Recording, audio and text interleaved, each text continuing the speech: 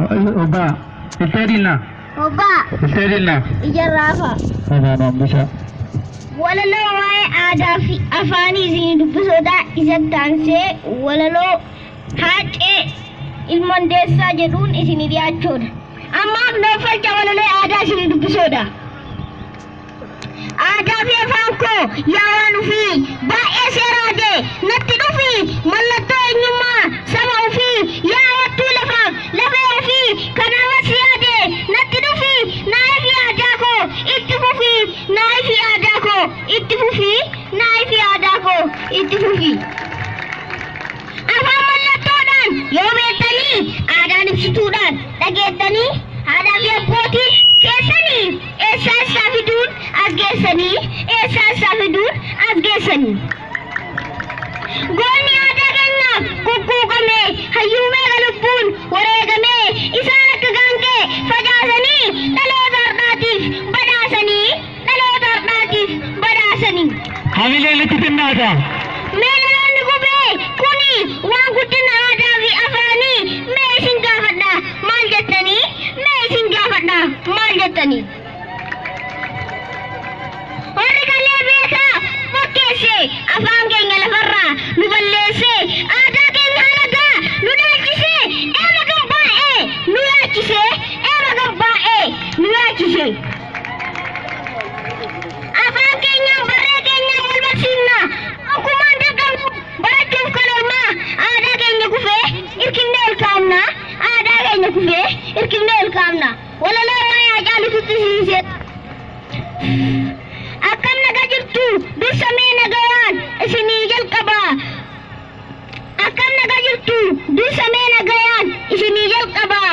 Walaloo barreesse waan akka ajabaa baga gammaddanii ergaa jedhu qabaa. Kaas hin jirrellee kaas jirtanillee bakkuma jirtanitti isinitti jabaa. Bakkuma jirtanitti isinitti jabaa. Hamilee litti xinnaata daa'ima kana. Warri anan beenne qabsoo gammadaati dura se'on nageenne ishoo galata waaqaa baguma ol geenne ishoo galata waaqaa baguma ol geenne. Hinduun hin jira Hacaaluu Hundeessaa daraaree biqilee Oromiyaa keessaa haasa'ee dubbate kunoo harna keessa goonni yoo du'ellee seenaa goota kennaa gootuma galmeessa goonni yoo du'ellee seenaa goota kennaa gootuma galmeessa. Ajay koo kinniisa koo hidduutu akka samsaa dubbiin arraba keetii onnee keenya misoomsaa diina guggubee waddee misa bakee ni boonsaa diina guggubee waddee misa bakee ni boonsaa.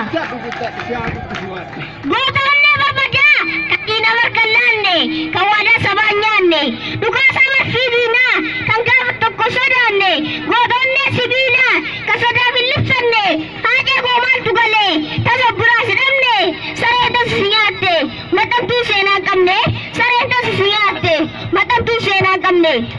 Hamilee litti xinnaata daa'ima kana.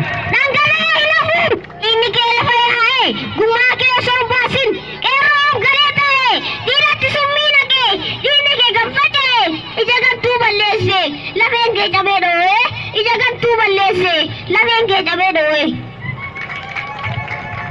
Dhagaan isii falmatee akka namaatti boo'ee yoomiin kana qofaadha gaarillee siif socho'ee haajee koo gooftaa diinaa kan gadee jilbisisee leenca bookkisee haadee adunyaa mararaasee leenca bookkisee haadee adunyaa mararaasee.